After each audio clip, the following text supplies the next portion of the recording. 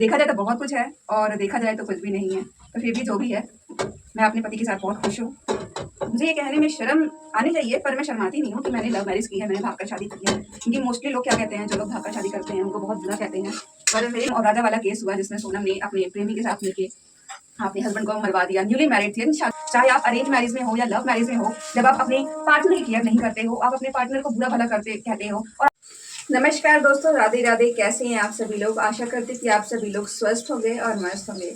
और आप सभी का स्वागत है मेरे चैनल देहाती मैडम ब्लॉग्स में। और आपके देहाती मैडम मतलब कि मैं यशोदा अभी बना रही हूँ खाना। और खाने में ऑलरेडी मैंने अभी तक क्या बना लिया है, मैंने दाल बना ली है, इस कुकर में मैंने चावल बना लिया है, दाल में तड़का भी लगा दिया है जीरा और मिर्च का।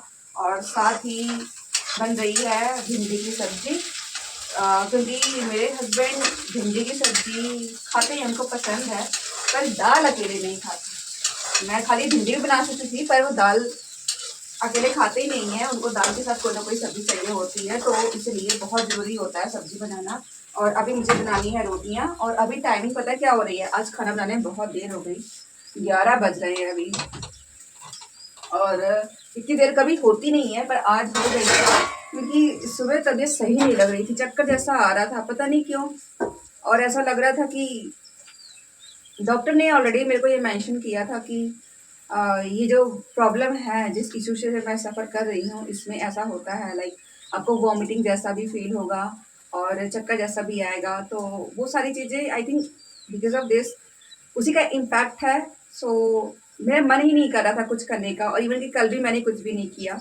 और आज मौसम भी नहीं सही था, लाइट भी नहीं थी, और अभी लाइट आई है तो बस अभी फ़ोन चार्जिंग में लगाया। तो मैं सोचा क्यों ना अपने दोस्तों से कुछ बात की जाए, अपने व्यूअर्स से कुछ बात की जाए, कुछ बातें शेयर की जाए। और सबसे पहले मैं आटा छान लेती हूँ क्योंकि रोटियाँ बनानी है। टाइम बहुत ज़्यादा हो गया और वाकई में भूख भी लगी हुई है। तो मिलती हूँ आपसे आटा छानने के बाद में।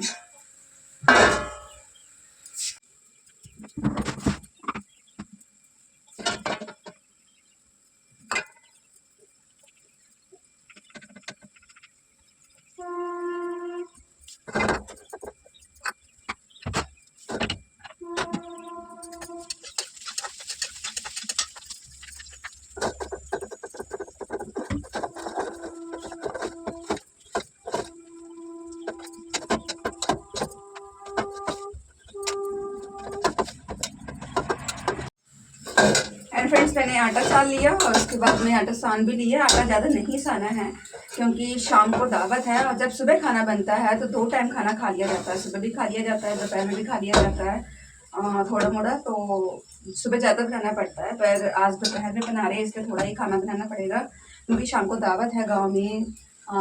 जो गाँव में एक परिवार में एक छोटी बच्ची का मुंडन है, तो उसमें इन्वाइट किया गया है।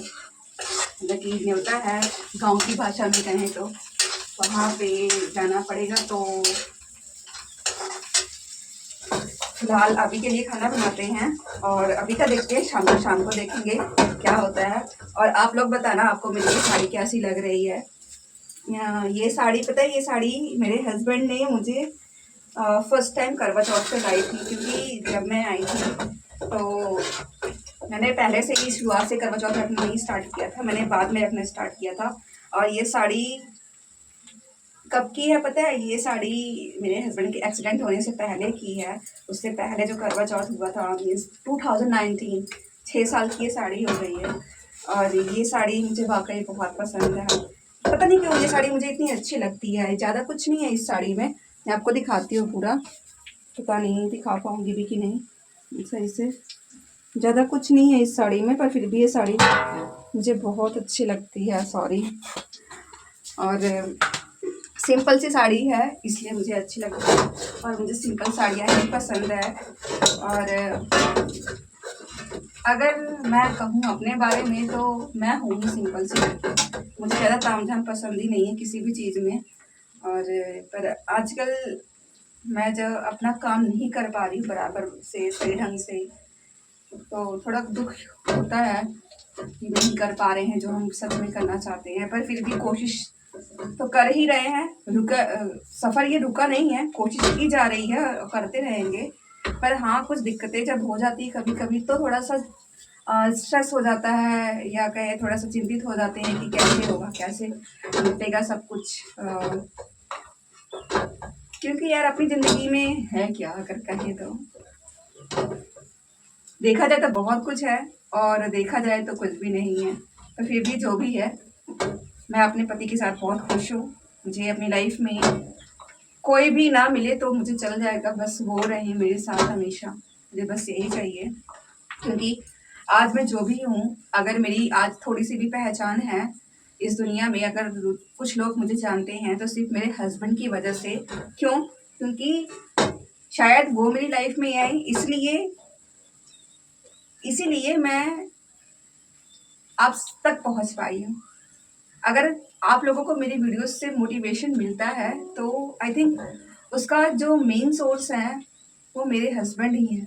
मेन रीज़न मेरे हस्बैंड ही हैं, क्योंकि उन्हीं की वजह से मैंने सब कुछ स्टार्ट किया था। और मुझे ये कहने में शर्म आनी चाहिए, पर मैं शर्माती नहीं हूँ कि मैंने लव मैरिज की है, मैंने भागकर शादी की है। क्योंकि मोस्टली लोग क्या कहते हैं, जो लोग भागकर शादी करते हैं उनको बहुत बुरा कहते हैं, पर मेरे हिसाब से लव मैरिज करना बुरी बात नहीं है। बुरी बात ये होती है जब आप उस शादी को निभाते नहीं हो, चाहे आप अरेंज मैरिज में हो या लव मैरिज में हो। जब आप अपने पार्टनर की केयर नहीं करते हो, आप अपने पार्टनर को बुरा भला करते कहते हो। और आजकल आप देख सकते हो कि कैसा कैसा माहौल चल रहा है। लेडीज की मेल्स से ज़्यादा टॉर्चर कर रही हैं और उनको मेंटली डिस्टर्ब कर रही हैं, उनको बहुत ज़्यादा प्रेशराइज कर रही हैं हर एक चीज़ के लिए। और यहाँ तक कि अरे कारण कोई भी हो, पर आपका पति है, वो आपके लिए सब कुछ करने के लिए तैयार रहता है। तो थोड़ा सा तो पति के लिए समय निकालना और उसकी केयर करना बनता है। और अभी फ़िलहाल जो केस हुए हैं जिसमें पता लग रहा है कि कोई किसी के साथ पकड़ी गई, हस्बैंड ने पकड़ा अपनी पति कांस्टेबल को जिसने पूरे पैसे लगा दिए थे उसकी पढ़ाई कराने में, फिर भी उसने ऐसे किया। और जो अभी सोनम और राजा वाला केस हुआ जिसमें सोनम ने अपने प्रेमी के साथ मिलके अपने हस्बैंड को मरवा दिया। न्यूली मैरिड थी, यदि शादी नहीं करनी थी तो ना करती, कोई ज़रूरी नहीं था कि आप शादी करती ही उससे, पर एटलीस्ट एक मासूम इंसान की जान तो ना जाती। क्योंकि मेरा मानना ये है, और भगवत गीता में भी ये लिखा है कि आप जैसा करते हो ना तो कर्म आपके पास लौट कर आते ही हैं। और आई थिंक आप लोग भी मेरे से अग्री करोगे, क्योंकि मैंने लाइफ में जो कदम उठाया है, इतना इजी नहीं था ये सफ़र। हमको 9 साल से ज़्यादा हो गया है, नेक्स्ट या 10 साल होने वाला है, और ये सफ़र थोड़ा सा भी इजी नहीं था। इस सफ़र में हमने बहुत ज़्यादा बुरा समय देखा है, इतना ज़्यादा बुरा समय देखा है कि हम लोग एक एक रुपए के लिए तरसे हैं, सही बताएं तो। जब नोटबंदी हो गई थी उस टाइम की बात है, 2016 की बात है। और मेरे हस्बैंड को बड़ी वाली माता जी निकल आई थी, तो उसकी वजह से, पर फिर भी अपने हस्बैंड के साथ, अगर हम अपने पति के साथ अगर नमक रोटी भी खाते हैं ना तो बहुत ही सुकून मिलता है, बहुत ही सुकून मिलता है, जो हमें कहीं और नहीं मिलेगा, सही बताऊं तो आप अपने हस्बैंड की केयर करिए, क्योंकि वो आपके लिए बाहर जाता है, दिन भर कमाता है, और फिर शाम को थोड़े सा आपसे एक्सपेक्ट करता है कि आप उससे अच्छे से बात करें, थोड़ा सा टाइम उसके साथ शेयर करें। और जो एक बॉन्ड होता है हस्बैंड वाइफ के बीच का, वो सिर्फ हस्बैंड वाइफ के बीच का नहीं होता है, वहाँ पे आपका जो रिलेशन है ना वो एज अ फ्रेंड होना चाहिए। मैं सही बताऊँ तो हम हमेशा एक दोस्त तलाशते हैं ना, वो दोस्त हमें अपने पार्टनर में ही मिलता है, चाहे वो एक हस्बैंड के लिए हो या फिर एक वाइफ के लिए हो। तो मेरा तो मानना यही है। और इसी के साथ मेरी सब्जी भी रेडी होने वाली है, और थोड़ी सा और रह गया है टाइम इसको पकने में, इसको मैं कवर कर देती हूँ। तब तक हम रोटी बनाने की भी तैयारी करते हैं और आपसे बातचीत भी करते हैं।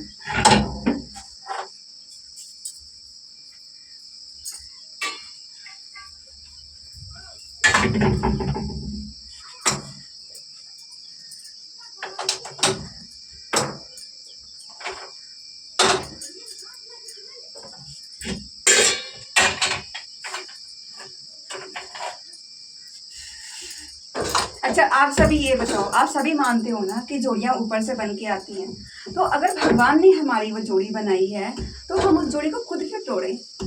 हमें उसमें खुश रहना चाहिए। जो चीज़ आप स्पेशली उन सब चीज़ों को मैं नहीं लाना चाहती हूँ अपनी बातों के थ्रू, पर मैं कहूँगी दुनिया में जो फिजिकल रिलेशनशिप होता है ना, वो कुछ भी नहीं है। मेन रिलेशनशिप जो होता है वो तो दिल से दिल का होता है, वो आपका दिल से दिल आपका कनेक्टेड होना चाहिए। और जब आप किसी से शादी करते हैं या आप किसी के साथ प्रेम करते हैं, तो प्रेम का मतलब क्या होता है? अपने आप को टोटली समर्पित कर देना, टोटली डेडिकेट कर देना। उस इंसान के लिए आप सब कुछ करने के लिए तैयार रहो, ना कि उसको दुख दो। और मैं सही कहूँ तो हाँ, मैंने कदम उठाया, मैंने अपनी पेरेंट्स के खिलाफ शादी की, पर मैं बहुत खुश हूँ। पर मेरे पेरेंट्स आई थिंक वो खुश नहीं हैं, तो मुझे फ़र्क नहीं पड़ता है, क्योंकि मेरी सारी ज़िंदगी तो मेरे हस्बैंड के साथ ही बीतनी है। अगर वो मुझे खुश रख रहे हैं, अगर उनकी वजह से मैं इस मुकाम तक पहुँची हूँ, तो मेरे लिए उनका प्यार ज़्यादा मायने रखता है। और मैं ये कहूँगी, माता पिता भी अपनी जगह बहुत इम्पोर्टेंट होते हैं, पर शादी के बाद जो हस्बैंड होता है वो भगवान तो नहीं कहूँगी, भगवान तो कोई नहीं बन सकता, पर वही एक होता है जो आपका करता धरता होता है। तो शादी एक ऐसा रिश्ता होता है ना, एक ऐसा बंधन होता है जिसमें हमें बहुत ज़्यादा पेशेंस रखना पड़ता है। कई बार सिचुएशंस आ जाती हैं लड़ाई झगड़े की, या लोग मतलब काफ़ी मरने कटने तक के लिए, मारने तक के लिए तैयार हो जाते हैं। तो ऐसी सिचुएशन में आप एक चीज़ कर सकते हो यार, अगर एक पर्सन गुस्सा हो रहा है तो दूसरे को अपना एंगर कंट्रोल करना चाहिए। You don't need to be a short tempered person. And फिर उसके बाद, क्योंकि गुस्सा क्या है, गुस्सा थोड़ी देर के लिए होता है, उसके बाद ठंडा हो जाता है, आपको ये पता है, ठीक है। अभी जैसे आप सोचो एक स्प्राइट की बोतल है, उसको आप शेक करो, ठीक है, क्या होगा? उसको आप खोलोगे तो तुरंत पूरा बाहर निकल आएगा। तो इससे अच्छा है उसको थोड़ा शांत हो जाने दो, उसके बाद आप उसको ओपन करो। मतलब कि जब कोई इंसान गुस्से में है तो उसको गुस्सा मत दिलाओ, शांत रहो, उसके आगे फिर बात बढ़ेगी ही नहीं। और ऐसे ही रिलेशनशिप चलते हैं। क्या पति पत्नी में झगड़े नहीं होते? हर जगह झगड़े होते हैं, हर रिलेशनशिप में झगड़े होते हैं, पर ये जो रिलेशन होता है ना, ये बहुत ही अलग होता है। इसे हमें बहुत ही संजो के रखना पड़ता है, इसकी हमें बहुत केयर करनी पड़ती है, तब ये रिलेशन हमें 100 सालों तक लेके जाता है। और 100 सालों बाद तब हम अपना या जब भी कहें, जब हमारी 50वीं एनिवर्सरी होती है तो कितना खुश होते हैं लोग जब अपनी एनिवर्सरी सेलिब्रेट करते हैं। तो मैं तो भाई अपनी 50वीं एनिवर्सरी अपने हस्बैंड के साथ ही सेलिब्रेट करना चाहती हूँ। 10 साल तो होने वाले हैं और ज़रूर 50वीं भी सेलिब्रेट करूँगी। और आपसे भी यही उम्मीद कर दूँगी कि आप भी अपने हस्बैंड की केयर कीजिए, उनकी देखभाल कीजिए। आपके हस्बैंड आपके लिए बहुत ज़रूरी हैं आपकी लाइफ में। सब कुछ चला जाता है, बच्चे भी बड़े होकर अपने अपने करियर में लग जाते हैं, और सिर्फ आपका एक पार्टनर ही होता है जो आपका साथ देता है।